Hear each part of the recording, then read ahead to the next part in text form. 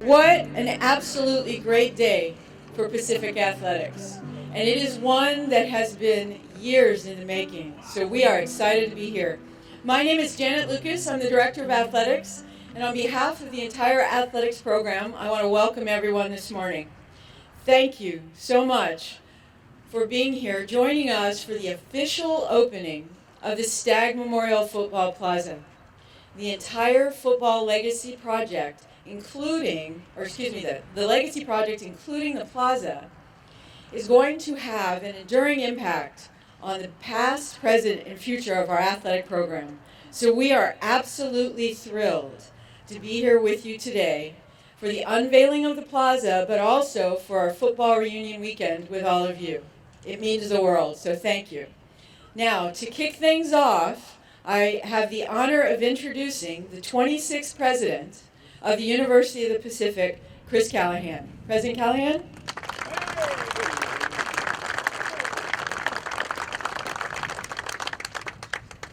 Thanks so much, Janet. Good morning, everybody. Wonderful to see you, and particularly wonderful to see all of our Pacific Tiger football players back here at Pacific. It was wonderful to have you.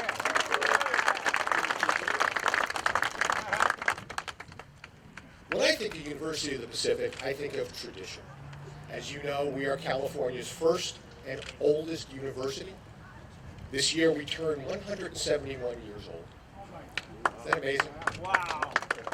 We were the first co-educational institution in California. We had the first medical school, and we had the first conservatory of music in the entire West Coast. We're located on this beautiful campus surrounded by historic buildings and history. And an integral part of that tradition, of course, was football and you. For 100 years, football was pivotal at Pacific.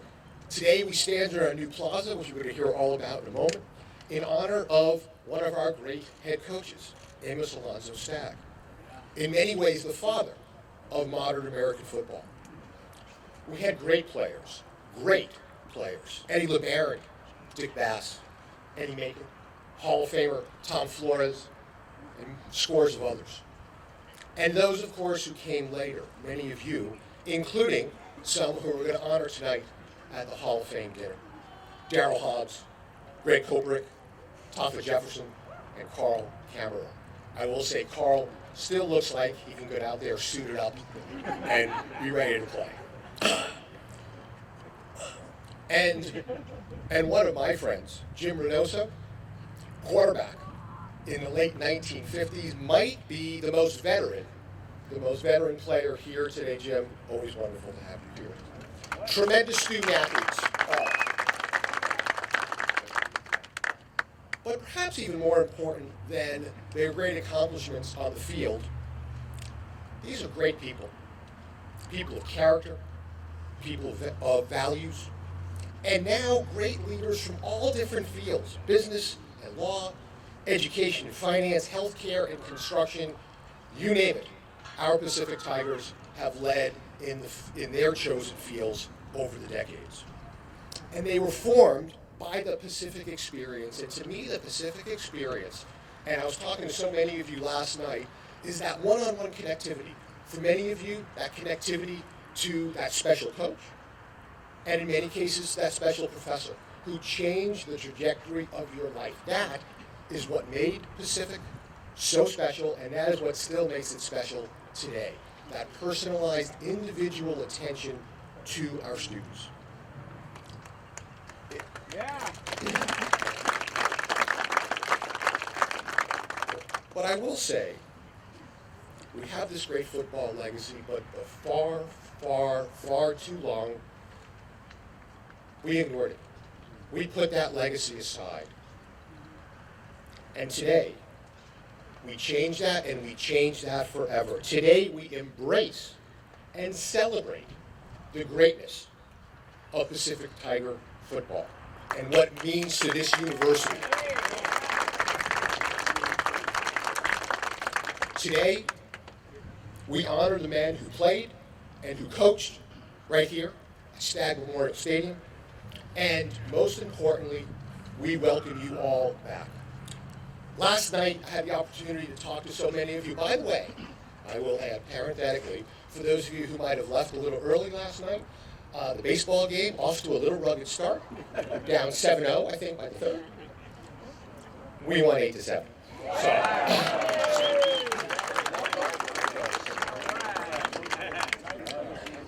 But so many of you, when I talked to you last night, it was such fantastic conversations, so many of you have not been back to Pacific in years and years and years. Coach Walt Harris, a great double Tiger, class of 68 and 69, served and played so well on those teams, and then of course came back to be our head coach. Coach Harris told me last night he has not been back on campus in more than 30 years. Coach, we welcome you back. This is Pacific was your home. Pacific is your home. Pacific will always be your home. And that is true for every single person here. We welcome you back. We're excited that you're back. And we want you to know that you are indeed Tigers for life. And it is an honor to have you all here today.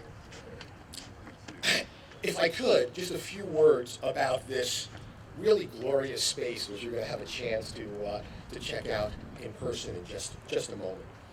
Many people worked very, very hard on this project to make it a reality.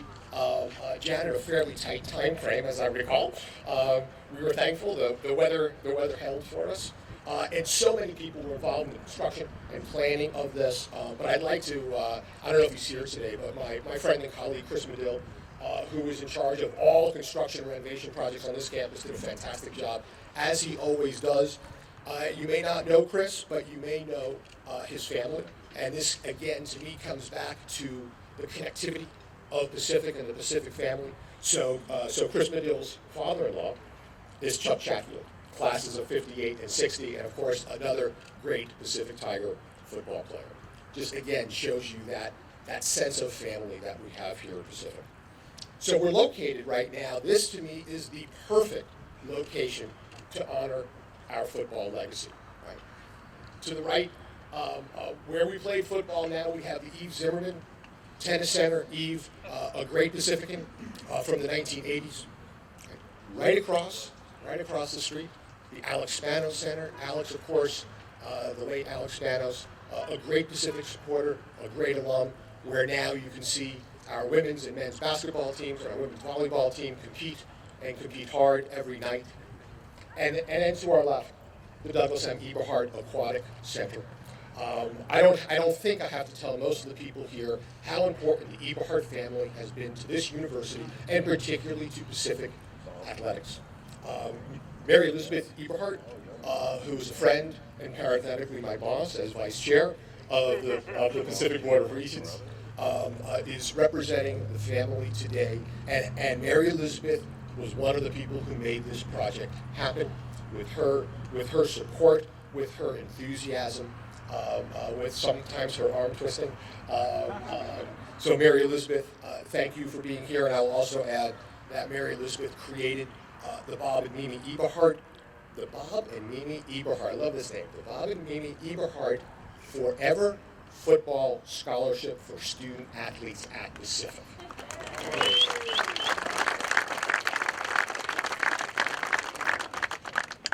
So this place, first and foremost, is to honor all of you and what football meant for 100 years at this university, but it's also meant to create new memories. And if you look around, there is gathering spaces all around. And I want you to envision, as you walk around later, I want you to envision today's coaches sitting with today's student athletes in those one-on-one settings, just like your coaches did, coaching them, mentoring, both about their sport and about life. That is what's going to be going on here. We're going to have students and students, freshmen, who don't realize it now, but will be lifelong friends like so many of the best friends that you met here at Pacific. And of course, there will be young people who meet here today who will become husband and wife for life like so many of you. This is going to be such a special place for our university going forward, and we're so thankful for all of you, for making it happen. There are three people who I do want to point out, because we had three unbelievable co-chairs of this project. Pete Carroll, coach of the Seattle Seahawks and a double Tiger, was a great driver of this project, really believed in it. Pete and Glenna Carroll also established a set of scholarships for black students here at Pacific in perpetuity, which we're very, very proud of. Pete could not be with us today, but he's going to be here in 2 weeks because Pete is receiving an honorary doctorate degree.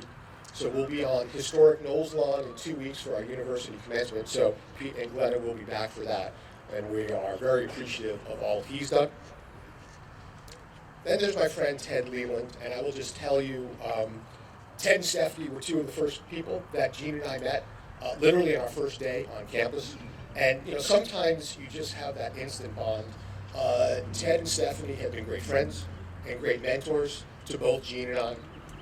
It has been, and we learn, and I will tell you, I learn from Ted every day. Ted thinks he's retired, but not so much. But Ted is terrific. Everybody, I think, here knows Ted. I think Ted Leland is the quintessential Pacifican. So he is, right? Double Tiger, classes of 70 and 74. A great student athlete while he was here. Assistant coach, went on to an unbelievable career in leadership in college athletics. Most importantly, being our athletic director here, when you walk around this campus, you will see Ted's mark everywhere. And Ted, we're very appreciative of all you do in general and specifically for your leadership on this project. Thank you. And last, but certainly not least, she's last on my list because I'm going to have the honor of introducing her, is Cindy SPIRO. Everybody knows Cindy. Like Ted, Cindy is a quintessential Pacifican. Double Tiger, classes of 76 and 84. The captain of our very first women's varsity basketball team. How cool is that? Worked at Pacific Athletics for 16 years and gives back to this university and these students each and every day. Oh, and by the way, a Stagg Award recipient. Cindy?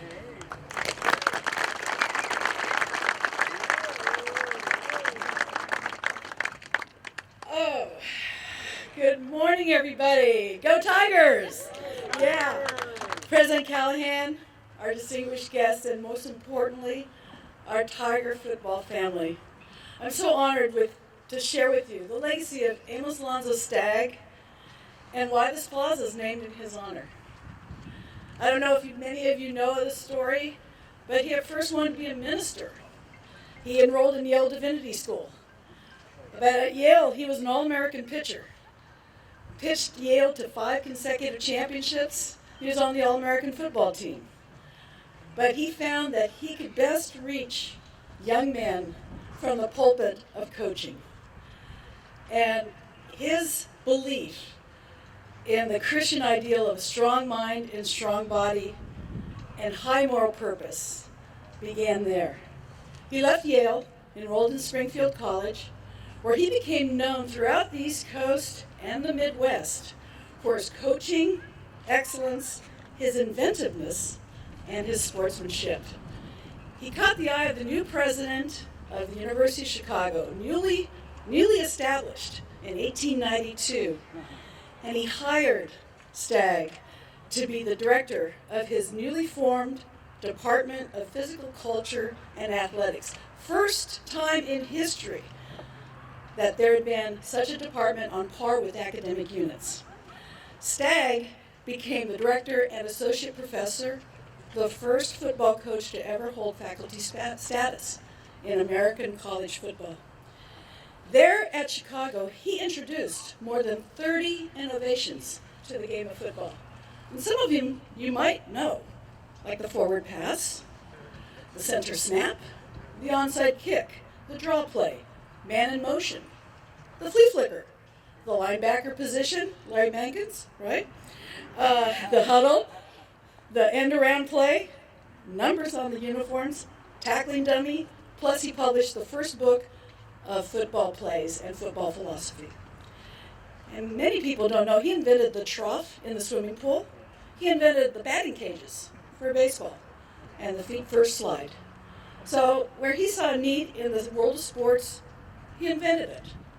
Throughout his time at Chicago, though, Stagg made it clear that he was first and foremost an educator. He once said, "The proper relationship of a coach to his players should be that of teacher and pupil, with the pupil's best interests and his development as a man being the teacher's principal concern. Winning games is a factor, but it's not the most important factor." At age 70, Stagg was hired by President Tully C. Knowles to be the head football coach here at the College of the Pacific. It was a strategic move at the time to bring the small college into the national limelight. And he did. From that point on, Pacific was known throughout the country. They played games against Notre Dame, Northwestern, Loyola, University of Chicago. He won the National Coach of the Year in 1943. His teams beat all the best teams on the West Coast. But most importantly, the students, his players, who were inspired to follow Stagg into coaching, continued his legacy of coaching fundamentals, innovative and creative plays, and learning life lessons to the next generation of players. And the multitude of successful coaches from Pacific have their roots in that same coach-teacher model. And that's what's so unique and special about Pacific. The late Dr. Rockwell Hunt, who was the distinguished professor of history here at COP, I don't know if any of you guys took classes from, Mr. California. That was Dr. Rockwell Hunt. He described Stagg by his lifelong practice and consistent example of the profession of coaching in the American college has been given place, worth, and dignity. Perhaps Stagg's greatest impact on the university was his donation of 40 acres of land in honor of President Tully C. Knowles. Right here. That is where Pacific Memorial Stadium was built in 1950, and that's where Knowles Field, known as the Sunken Field, became infamous for Tiger football fall camp, 2-a-days in 100-degree heat. How many of you guys remember that one, huh? Note that I called it Pacific Memorial Stadium, not Stagg Stadium. The stadium was originally named in honor of the deceased veterans from the Central Valley who fought in the World Wars. This was especially meaningful for all the Tigers that came through the football program who were veterans, like the late Jack Carter, defensive lineman for the 72 and 73 team. Jack flew over 350 combat missions in Vietnam as a helicopter door gunner. For his bravery and service, he was inducted into enlisted combat aircrew Roll of Honor. Rest in peace, great Jack. Now Jack's gift, Jack is my husband's best friend. They played college football at Moore Park, came up to Pacific. They were a tandem that poor Ted had to coach. And a lot of you know and love Jack. Stagg's gift is now in the heart of this beautiful athletics quadrant. So appropriate, because teaching and learning and a high moral purpose, that is what Stagg preached, and that's how he coached. Teaching and learning, people and relationships, community and family. Those values are what made Tiger football so unique, and it's a proud Tiger legacy that is carried on to this day. President Robert Burns said of Stagg, the rare example of his life, his philosophy, his sportsmanship, his countless achievements through physical and moral fitness will inspire Americans in the years ahead. And we hope that the Stagg Memorial Football Plaza will do such that for our students here at UOP, at Pacific, excuse me, President. I know it's Pacific. But let me tell you a little bit about this project. Pacific Football Legacy Project, Ted and I had a lot of fun talking about it. It was started in March 2021 on Zoom meetings with 22 steering committee members. Our goal was $1.5 million. By December, we had raised $1.3 million. Thanks to many of you. Thank you. And there's fabulous. There are 4 elements to this project. The first, the plaza, which we hope will be a gathering place on the campus and community to learn about the history of Pacific football. And the second element is the endowed scholarships that President Callahan had talked about, because many of you came to college on scholarship. You could not afford to come to school without that scholarship. So thanks, Mary. Thanks, Pete. With the one-to-one PAL match, we have $600,000 in endowed scholarship support. It's pretty awesome. The third element is the preservation of Tiger football history. We're working in partnership with the Holt Atherton Special Collections staff to collect photos, videos, programs, media guides. You guys got stuff hanging in your closet, you don't know what to do with it? Please, bring it in. You can donate it, or if you just want to keep it, we can scan it. The most important thing, we're collecting history digitally, and that's key. We're also providing support for the Stripes of the Tiger film project, which is the brainchild of Brad Lane, who's the former defensive back for the Tigers, and we're going to be showing a little piece of that later today. But the fourth element will be a dedicated website for Tiger football, where you can access those records with a dedicated QR code. Because, when we're gone, our kids, that's all they do. It's all electronic. Some of us are technologically challenged. But while our work here continues, today we celebrate the completion of the plaza and the positive impact that all of you has had on the university, the community, and more directly, on hundreds of students and coaches who wore the orange and black with pride. So it's now my pleasure to introduce my co-conspirator in crime, Ted Leland. And Ted he's a double Tiger too. He received his bachelor's and master's from Pacific and a PhD from Stanford. Now, you might not know, but Ted was actually pretty good. He was a first team all PC2A football player at Pacific, and he was voted by his teammates as the team's co-most dedicated player in his senior year. He and his teammates allowed only 3 rushing touchdowns in 10 games, leading the nation in that category. Additionally, he lettered in track, and as a member of the 1968 track team was inducted into the Pacific Athletics Hall of Fame. Professionally, Ted spent 49 years in intercollegiate athletics, 29 as athletics director. Upon his retirement, the teams that he overseen had won 56 national championships, the most championships by any athletics director in NCAA history. To give you an idea, the second most, the second most is 32. But more importantly, he's being inducted tonight as the assistant coach for the 72-73 team. And, his defensive players affectionately called him Buffalo Head. Here's Buffalo Head Ted.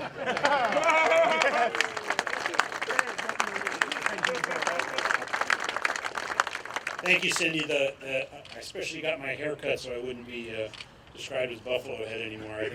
The genesis of that designation was we were out on Knowles Field practicing, and I was coaching the defensive line and Spike, and we had some pretty tough guys. Our practices were barely civilized at that time, but we got practice done. We were walking up, and Stephanie's newly married. She's got her little Volkswagen Bug, and guys are walking off the field, and Stephanie's going, "How was practice today? How was practice today?" Of course, they were going to kill me. And finally, they got to the end, and Spike walked off and said, Stephanie said, "How's practice?" Spike said, Buffalo Head was pissed today. You know, that was all he said. And so he got home that night and goes, "Do you know they call you Buffalo Head?" I said, "No, I did not know that." So, listen, I really appreciate being part of this. It's been a real privilege. A couple of, I would call them epiphanies that I had when I was an undergraduate. Things that people said to me that have always stuck with me, of course. One is that when Libby Madsen, who's the softball field is named after, Professor Madsen, told me, Ted, you don't have to be a knucklehead your whole life. That kind of got me going a little bit. But another thing, we used to have to take speech. That was required for our undergraduate degree, and we all had Paul Winters, the famous debate coach, who was just a fabulous teacher. And he used to say, Ted, there's no such thing as a short, bad speech. So I will try to be as quick as I can through this. First of all, I've got to say thank you to my co-chair, Cindy. Anybody that's ever done anything with Cindy knows that it gets done the right way, and she's just fabulous. And of course, Pete, from a distance, he's got to replace his quarterback today with the draft, so we're all appreciative of that. But he is getting the honorary doctorate, and I think that's part of the timing, I think, that the president and the Board of Regents had in terms of honoring the legacy of football. That's part of it. It didn't work out the same weekend with commencement, and Pete is certainly deserving with all the championships that he's won and the way he carries himself. I should say that the community outreach for him has been unbelievable. There's a thing called a Better LA. Typical, we all know Pete. Pete's driving, he lives in Manhattan Beach. He's driving to USC every day, right through the bad part of town, right down Figueroa. There's all kinds of challenges. Things are burning. Pete pulls over the car, stops, walks over and starts talking to some gang members, just talking to them. That ends up being what's called a Better LA. Now there's a Better Seattle. It's a series of not-for-profits that Pete has started to try to loosen or lessen gang violence in the country. Pete's always been very loyal to us. When you call his administrative assistant, at least until a couple of years ago, I called her up one time and I said, "This is Ted Lee, and I'd like to talk to Pete." She goes, "Can you, I said, I'm a UOP grad." She goes, "Oh, the UOP Mafia." Because Pete always has UOP people on the sidelines, guys he played with, and those of us who played and coached during that time all remember the Blade, right? Kind of part of Pacific football for about 15 years period of time. Tom Nolan.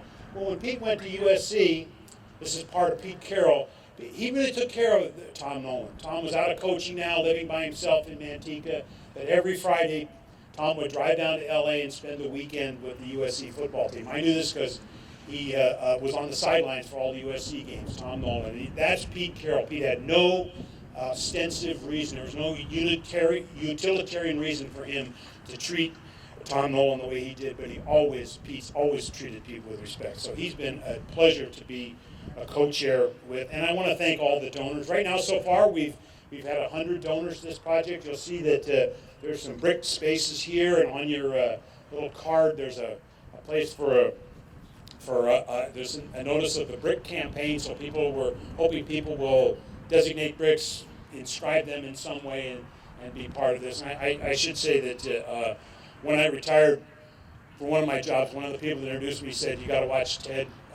Whenever he comes in the room, you got to sit on your wallet because he's always trying to get in there." Yeah, I'm always raising money. That's kind of what we do. And but I want to thank everybody, all the donors, and the 100 donors that we've had. We really identified, my task today, besides saying thank you, is to identify some themes that we thought really represent Pacific football, and Cindy mentioned them. And I think there's 4 themes, I would say. One of them is excellence. You'll see that these are reflected on some of the pillars that are behind us here. One of the themes is excellence, and I think the 4 retired jerseys that we have here really exemplify that. I mean, Eddie LeBaron, if it wasn't for my father, I don't know if I'd have another idol in life besides Eddie LeBaron. Unbelievable human being, a great player, a great scholar, chairman of his law review, first quarterback for the Dallas Cowboys, MVP in the college all-star football game. I mean, just an unbelievable guy, and just a nice, incredibly competitive. I had lunch with him one time at the Sutter Club up in Sacramento, which is pretty fancy, and Eddie, wanted to move the tables back and show me how to run the double reverse because he was always kind of moving that way. And one of my favorite stories about Eddie was when I was working in Palo Alto, and Coach Bill Walsh was on our staff, and Bill came into my office one day and said, I'm going to I'm going to play tennis with your friend Eddie LeBaron. And I said, oh, great, Bill, have fun. And Bill's response was, this is tennis with Eddie LeBaron. There'll be nobody having fun. So when he came back, I said, how'd the tennis go? And he said, well, we played one set and I won. So now we're playing 2 out of 3, and I won the second one. Now we're playing 3 out of 4. You know, Eddie just wouldn't quit. Unbelievable.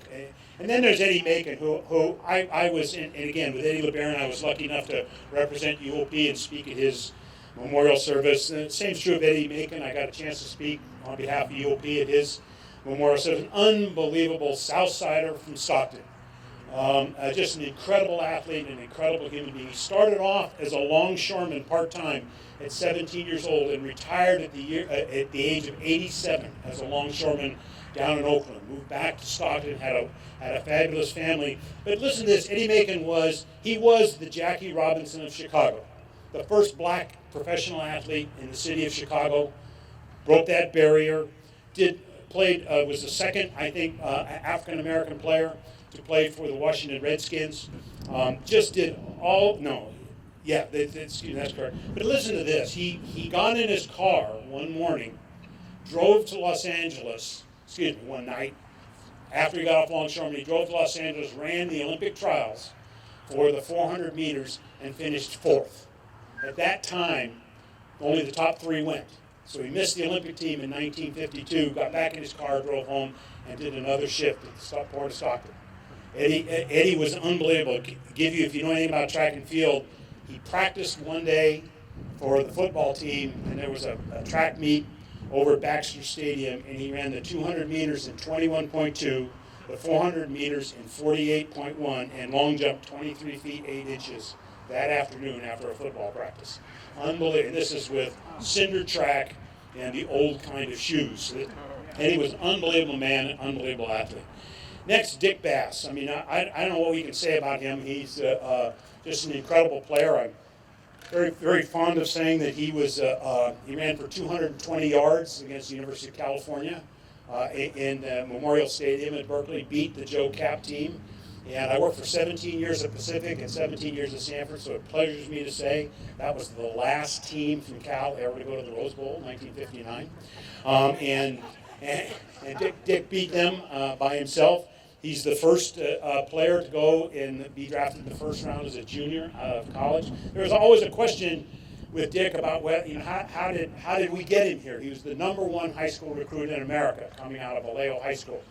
And I had heard rumors that the way that we had gotten him was we'd given all 17 of his teammates scholarships to the University of Pacific. And when Dick was still alive, I asked Dick if that was true, and he said, no, just 12.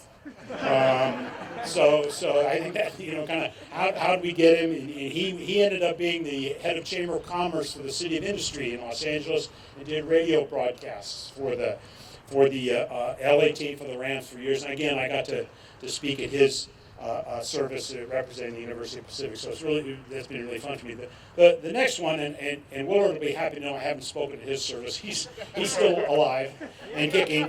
But Willard, I thought he was back over here, number 39. I was lucky enough to have coached defense when he was on our team. All I can say is he's a wonderful human being. Has just been a real leader in his community back in St. Louis, and he also was such a great player. I remember we played a game in the stadium and we won the game, and I was walking up that ramp, that old gravel ramp we used to have to walk up, and the coach from the other team, I can't remember who it was, Long Beach State or something like that, was walking next to me, and I knew the guy, and I said, tough loss, have a good trip home, and he said, great game plan. Ted, you got a great game plan. And I thought, I said, nice, thank you very much. He said, yeah, you give the ball to 39 and nobody can tackle him. That was our game plan.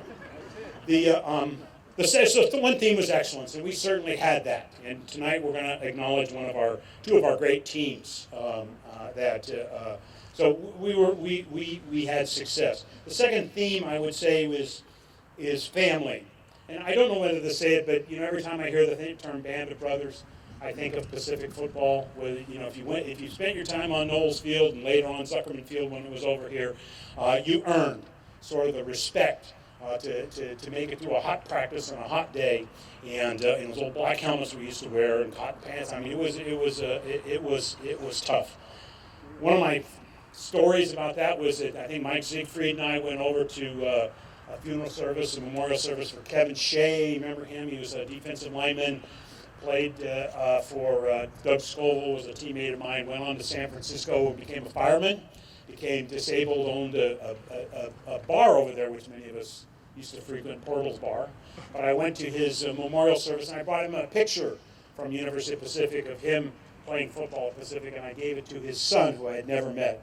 And the son said to me, he said, he said, Mr. Leland, that my dad always said the happiest he ever was at Pacific.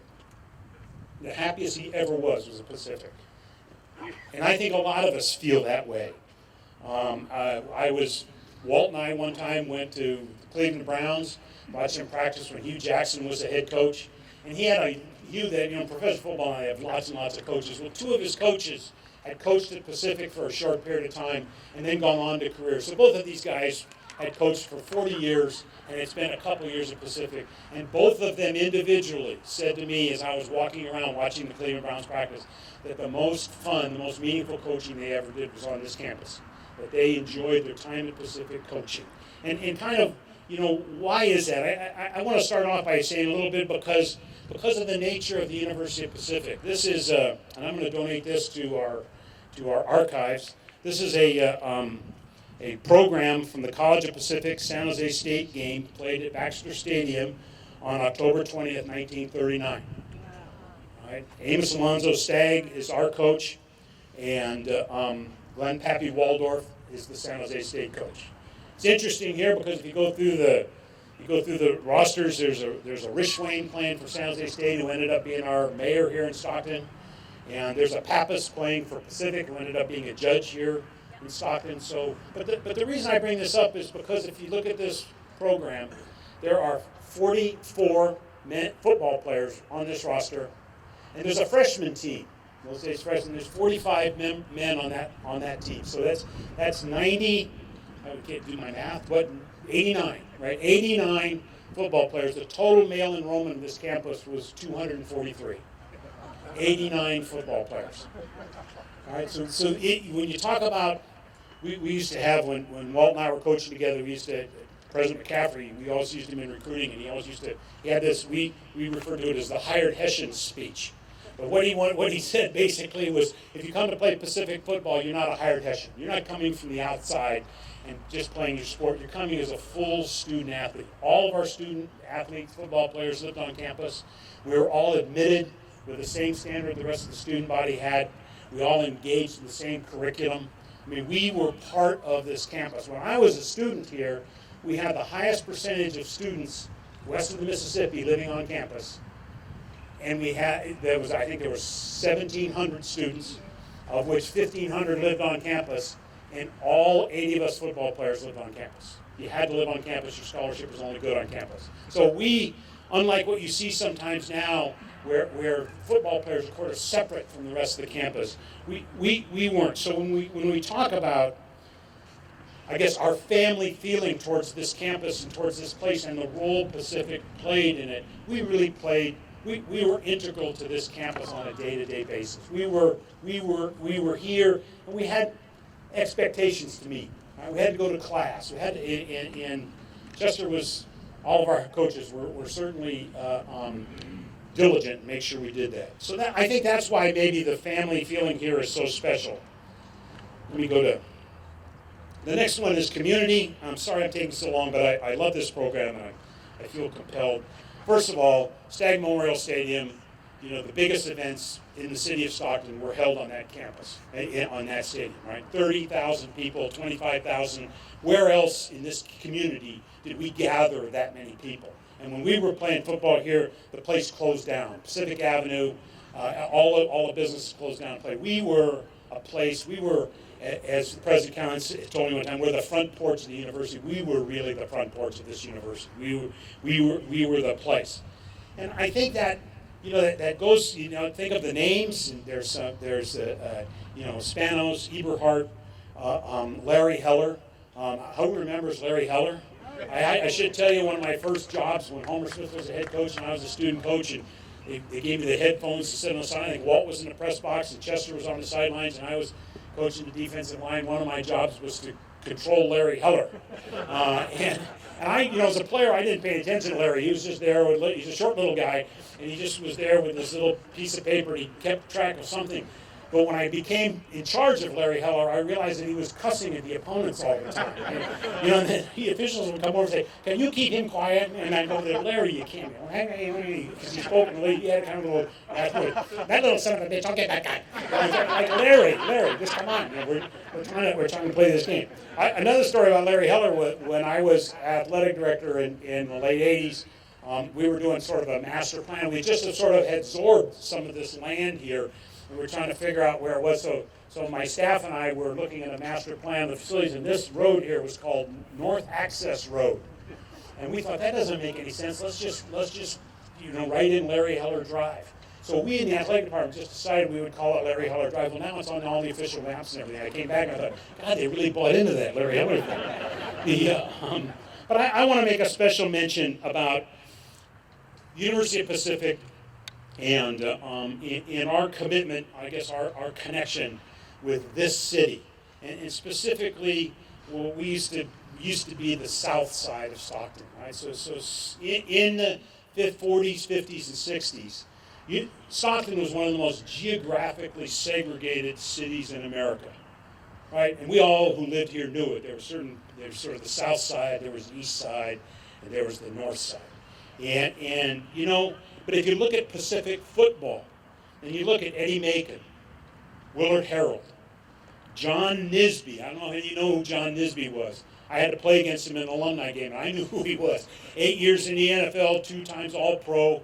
I think he was one of the first black players to play at the Washington Redskins. Unbelievable. Ended up coming back to Stockton, became 3-time city councilman, was really kind of a leader in some of the disadvantaged community here in town. Charlie Washington, teammate of a lot of ours, just unbelievable. I mean, he used to run South Stockton. If you need something done in South Stockton, Charlie Washington was the guy down there. And then Ben Parks, who can play football Pacific and not remember the great Ben Parks. And the Viney brothers, Bobby Galano, just all kinds of guys from the South. I mean, I would say that our presence, the University of Pacific's presence in Stockton, was football in South Stockton. That's where we reached out.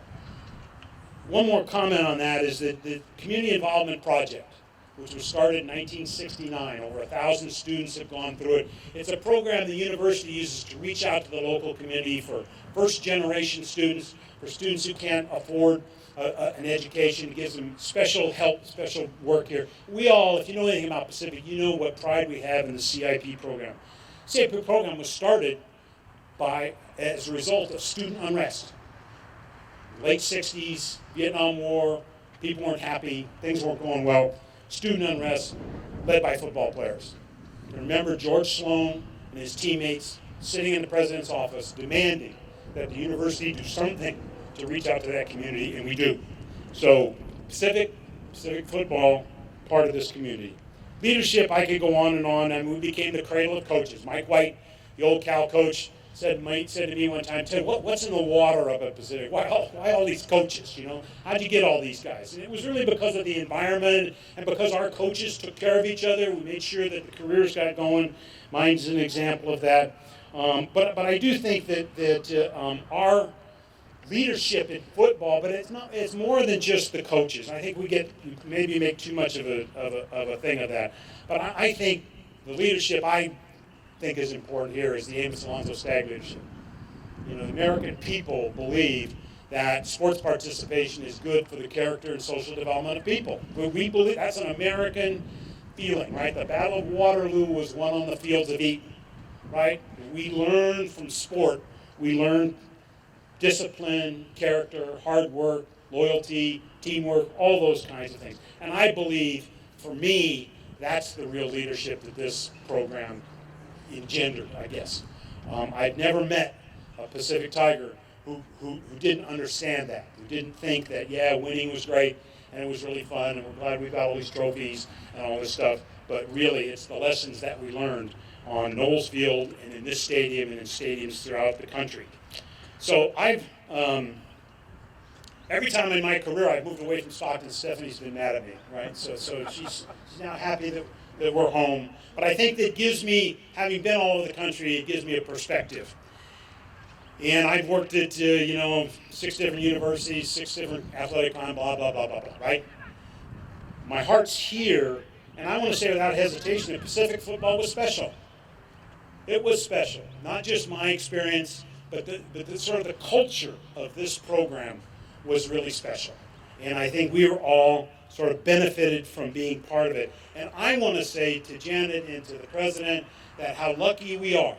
I know of no other campus on this country, and I've seen a lot of them, that has a facility like this honoring a sport that the school no longer sponsors. Right? That it's an example. It's a reflection of how important football was to this campus when almost half the male student body was on the team. But it's also a reflection on, I think, what we stood for, what this program stood for. Yeah, football may not work anymore in college athletics, and if you look the way it's going, it's changing every day. Really, I don't know.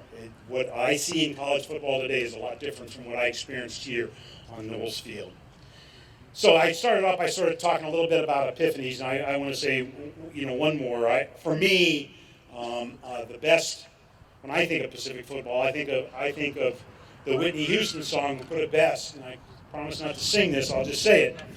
Give me one moment in time when I could be all I thought I could be, when all my dreams were a heartbeat away, and the answer was all up to me. Then, in that moment in time, I was free. Pacific football set us free. Thank you.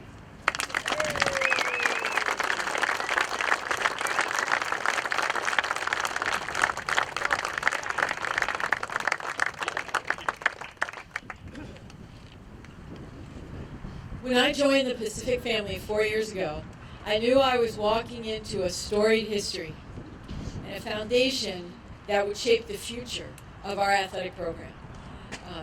I only have 171 years of history to catch up on for the university and 100 with our football program. But please know I learn something new every day about the connections, the memories, the history, the achievements, but it always goes back to the people. And who better today to talk about that than President Callahan, Cindy, and Ted. Their stories come from the heart. They believe in what this program represents, what football brought to our university. It is our honor to be able to have this facility in the middle of our athletics complex. Please know that, and hopefully you each feel like it represents all of you.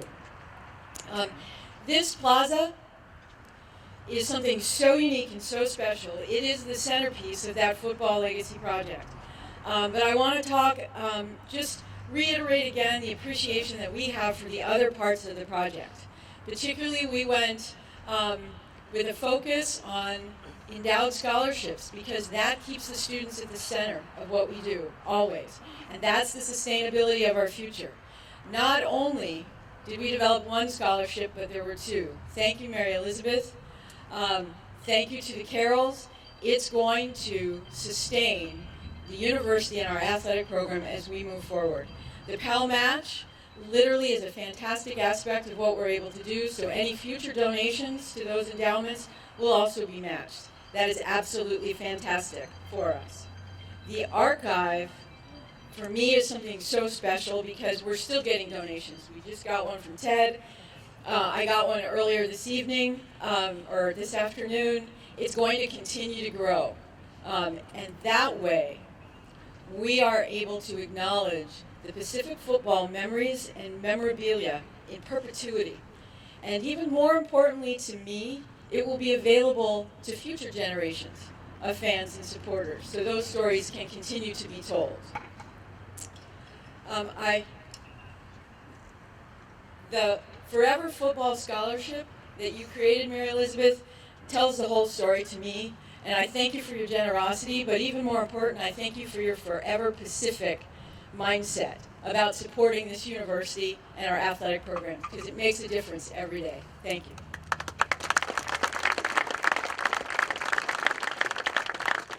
I also want to thank the Football Legacy Project Committee, of course, in particular our co-chairs with Cindy, Ted, and Pete.